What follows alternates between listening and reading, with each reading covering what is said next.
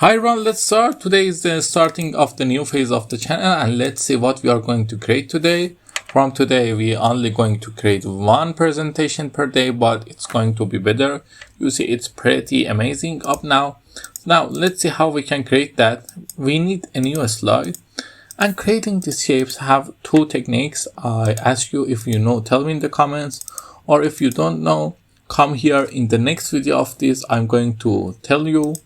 But it's really easy to create them.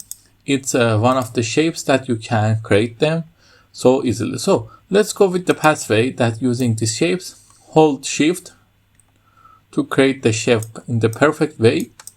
Then create a copy of them here and bring this copy out. Then create a copy of that. And then it's important to rotate them and change the direction and create them here. And you just need also to put one here for your shape to be created. As you see, we create one here. You can use it. I'm going to use the template that I created in the past because it's easier to use. Now I copy everything, paste it here.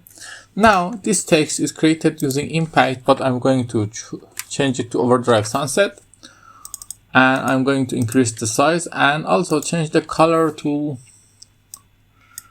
dark. And these shapes are going to look the best in the darkest color, I think.